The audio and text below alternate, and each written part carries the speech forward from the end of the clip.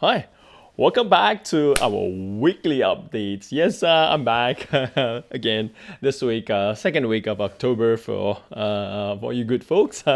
In case you're new to my channel, you might want to consider subscribing to my channel. And for all my good folks, oh, not good folks. Okay, never mind. For all you good people who have been with me for all these years, thank you so much for your support. Yes, I'm back. Today it's pretty cold, maybe not cold, but a little bit chilling. Maximum temperature is 13 degrees Celsius, and it's raining. It's been raining since last night. I think it'll be raining.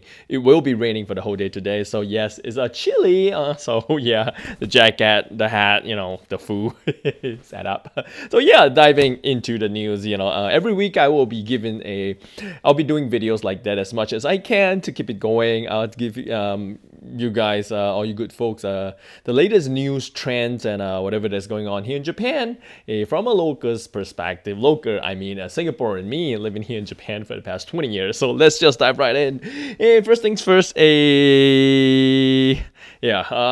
really the biggest news from last week, but news has been going on for a while. Every now and then, the same piece of news comes out, but in a different location, in a different form. So what am I talking about? Yes, portable batteries. Yeah, portable batteries are very, very efficient, and given the name suggests, portable battery is just this little device that allows you to carry it everywhere you go. Backpack in your pocket anyway, and when your phone or any other device that you need runs out of juice, plug it in, and it keeps your devices, your electronic gadgets powered up. But unfortunately, here in Japan, every now and then, there has been reports of portable batteries exploding and starting a fire, and even causing injuries and damage to properties and people, and disrupting transportation services. So yeah, going into that piece of news, I think just last week, a couple of days ago, what is that? A flight from Okinawa to Tokyo Haneda Airport, a mobile, portable battery, it caught fire. Not really caught fire, but there were like burning smell, and there were smoke coming up. And this portable battery was stored under the seat of one of the passengers, and unfortunately, smoke were coming out, and the cabin crew kind of doused water on it to extinguish it. Unfortunately, no one was hurt, and the plane landed safely in Haneda from Okinawa, if I'm not wrong, and I think there were like 339 people on board. That's a really, really piece of good news. It's bad news as well. Bad news, portable battery caught fire. Good news is no one was injured. The plane, there's no damage. Everyone landed safely. But I think in some time ago, one of the plane was totally burned out in Korea or something, because the cause of the fire was a portable battery. So yeah, these portable batteries, while they are very, very convenient for everyone to bring them around, my advice is, as much as you can, try to buy them from a reputable dealer, or a reputable brand like a Sony or Nest Out, or Elcom or something, like an Anchor. Try not to buy those fanciful try not to buy portable batteries from fanciful brands, like, I don't know, like brands that are relatively unknown or have fanciful designs, and they're cheap, because most of these portable batteries are all made in China. But when you buy a battery from a portable brand or a manufacturer, yeah, chances of it catching fire or exploding, it's slightly way less than a less a reputable brand. So yeah, make sure you know what you're doing when you're buying all these portable batteries. It's not usually the cheapest, might be the best. And one thing to note is, for portable batteries, well, there are a lot of kinds of portable batteries. If you do drop them, from waist height or something, you might want to be careful, because most portable batteries, when you drop them from maybe a waist height or meter or something, it might kind of damage the inside, which cannot be seen from the outside. But when you charge them, the battery might just swell out and explode and catch fire. So if you do drop your portable batteries, you might want to check them out, charge them, and watch them, and not just charge them when you go to sleep or something. Yeah, because you don't want the portable battery to catch fire or blow up when you're sleeping. So if you do drop your portable battery, make sure you test it out and charge it somewhere. Just be prepared in case it catch fire, explode. Yeah, that's one thing you have to note. Yeah, I mean, there's so many news of your portable batteries catching fire, exploding recently. I think, yeah, Okinawa to Tokyo to fly, and Kyoto, 1,000+ people were forced to evacuate a hotel because portable battery caught fire. And then sometime in July, Yamanote-sen, the green line circling Tokyo that transports a gazillion people every day. Yeah, portable battery caught fire, and I think was 5 people were injured. And then in September, there was a fire in Tokyo apartment at night. This lady was charging her phone using the portable battery, and she went to sleep, and then the apartment caught fire, and 6 people were injured. And then I think in August, a 50-year-old Japanese man was charging his phone with his portable battery, and it caught fire, and he tried to extinguish the flame, and he burned himself. So yeah, just make sure you guys know what you're doing. Get a portable battery from a reputable brand or something, and make sure there are no cracks or no external injury to the portable batteries. And these days devices like that can be very convenient. At the same time, it may be hazardous or dangerous if you are not using it properly. And now we're going into like a fall autumn, so it's not too bad. And even in the smack in the mid of summer here in Japan, where it's so hot, if you leave a portable battery in your car, because it's so hot in the car, maybe temperature might rise to as much as like 40-50 degrees Celsius inside the car. A portable battery might explode and burn the car. So yeah, that's something you gotta take note of. But for us, all of us who are experiencing 4 seasons, it's not as bad as in summer now. Temperatures are slightly stabilizing and going down. But for the rest of the folks in Singapore and Malaysia and every other country that do not have 4 seasons, just be careful. Try not to leave your portable batteries or your phone, your laptop, or anything with batteries inside your car for too long, because you don't want your car to burn down. So yeah, that's the first piece of news. Second piece of news that I was going to dive into is I think last week or yesterday, the Osaka Banpaku has finally closed its doors. Bam! 6 months. 6 months they've been doing it. 140 or 150. Maybe I'm not wrong. Don't quote me on that. 100 over odd countries, from all over the world took part in the Osaka Expo. The Banpaku. It was a crazy event. It was crowded, despite all the, shenanigans going on. The train stopped. 30,000 people got stuck. It's still, a wonderful event. The Singapore booth was there. I mean, unfortunately, I wanted to attend the Banpaku, but I didn't get a chance, and besides, it's smack in the middle of summer, so it was just so hot and so crowded. It's a bummer that I didn't get to go to. So the event closed its doors, and based on the news, less of all the expenses and everything, the Osaka Banpaku raked in an excess profit of 28 billion yen. That's a lot of money. I don't want to change it into US dollars or Singapore dollars. So Japanese yen is so cheap now, the rate. So you guys do the math yourself. 28 billion with the B, not the M, okay? In surplus, yeah. So yeah, and continuing on that piece of news, the second piece of news, coming to the third one. Also, sorry, I hope I'm not hitting the mic. Sometime back in Osaka, there was this what is that? There's this chain of hotel in Japan by the name of Toyoko Inn. I mean, it's for most of you folks who have been to Japan, you would know what a Toyoko Inn is. It's one of those really, really affordable and like a simple business hotel that you can find it anywhere in Japan besides the train station. It's just so super convenient.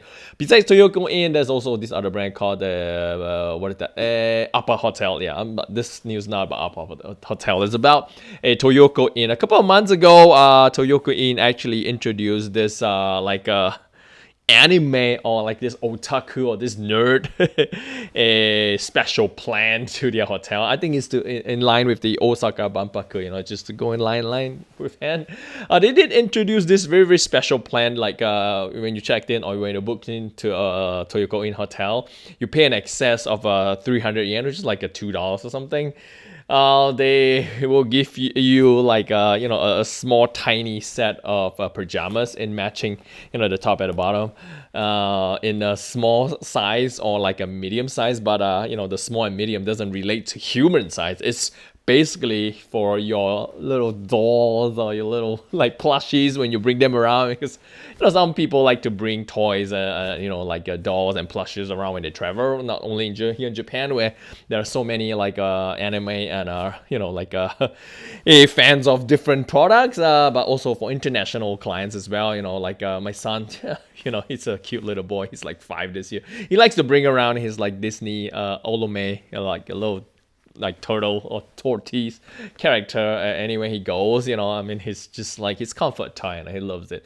But for some of us grown up as well, when we travel, we like to bring our favorite plush toy, and then create a memorable journey with all this our favorite things. Toyoko Inn actually introduced this special plan that you pay like an extra 300 yen. They give you that little set of pajamas. There's a little like a small section beside the bed that you can dress your little plushie or your toys or your favorite characters in the Toyoko Inn pajamas. Well, you change to the typical Toyoko Inn pajamas, so your little toy get a place to stay. You get a place to stay. You can take your selfies with your toys and create beautiful memories of your travel. Why not?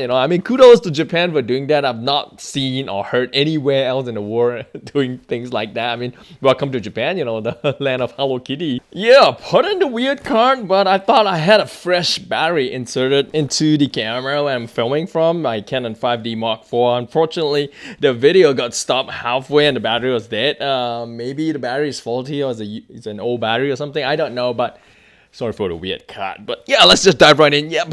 Previously I was talking about the Toyoko Inn in Japan actually introduced this special plan where you can actually dress up your little favorite plushies and characters in the pajamas that they provide. The pajamas are made using the same exact materials and everything as the one that you wear as a person. So and after the Osaka Banpaku event, after the Osaka Toyoko Inn, this test phase was over, Toyoko Inn has decided to implement this special a plan to all selected 55 other hotels, I think around the area. I'm not sure if it's they'll introduce it in Tokyo and anywhere else, but I think they will be probably introducing it in the future. So that's a really, really awesome piece of news. And moving on to that, what was that I was going to talk about? 1, 2, I got 3 down, so one more.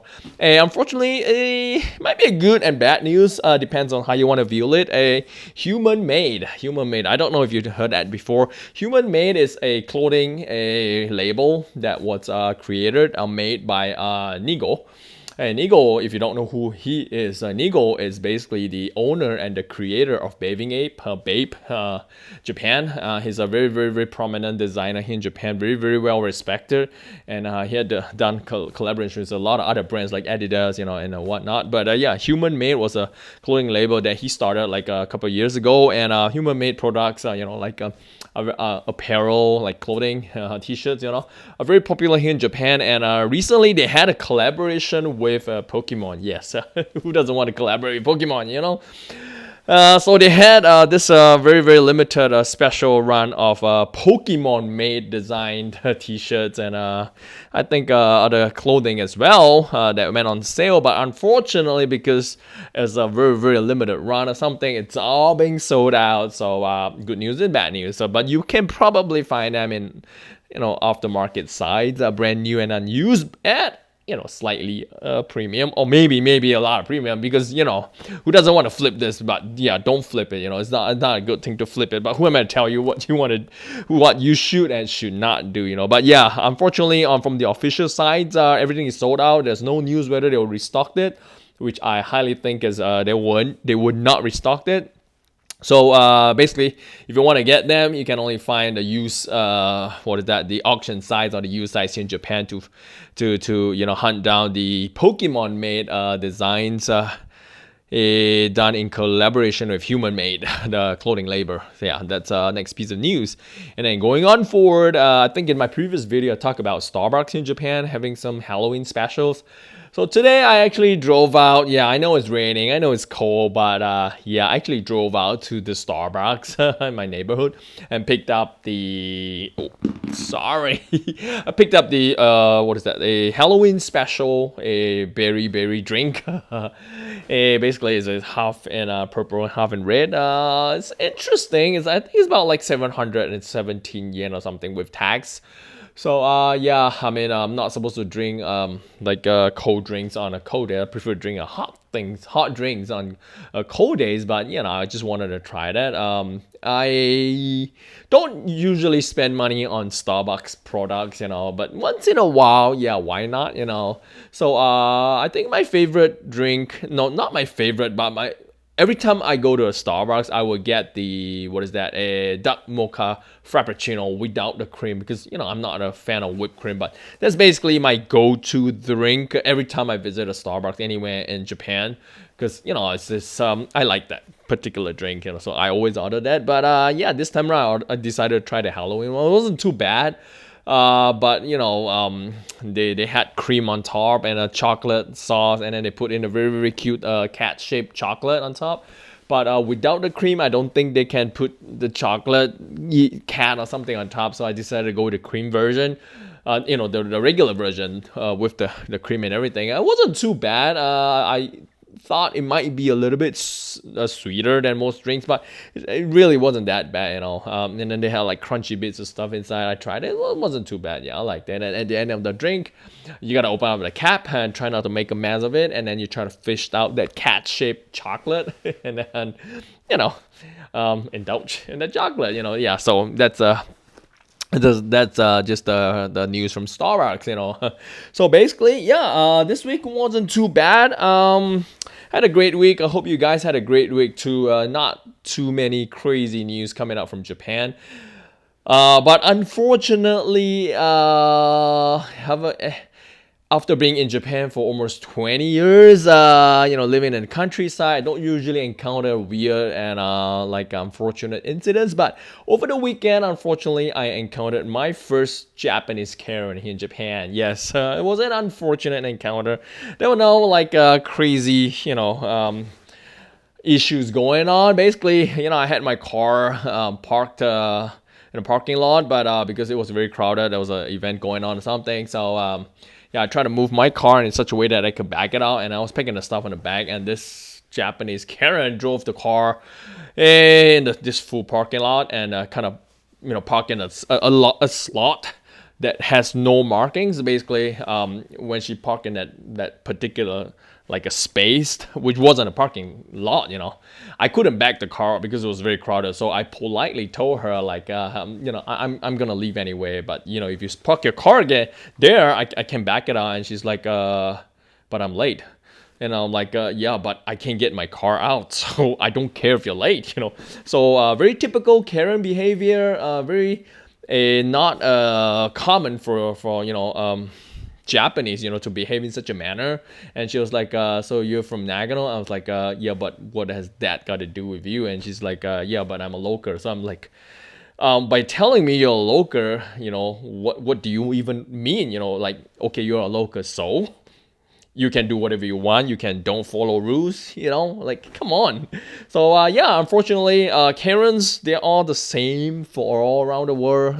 I don't like Karens. There are Karens in Singapore, in the States, everywhere there are Karens. Basically, people who think only for themselves. They're self-centered. They don't think out of the box. So yeah, the last thing I would want is to have conversations with such people, because number one, they don't have any logical sense. So forget about talking sense with them, because they don't understand anything. So yeah, try not to go into this involvement with any of these kind of people. But unfortunately, yeah, here in Japan, where every Japanese that I've met is just so amazing, and every Japanese is centered around the core foundation of the Japanese culture, not to cause inconvenience to anybody. Unfortunately, this particular Karen, a Japanese Karen, fall outside of the category. So it's unfortunate that, yeah, I got to meet one of these Karens. So in the end, I told her, you move your car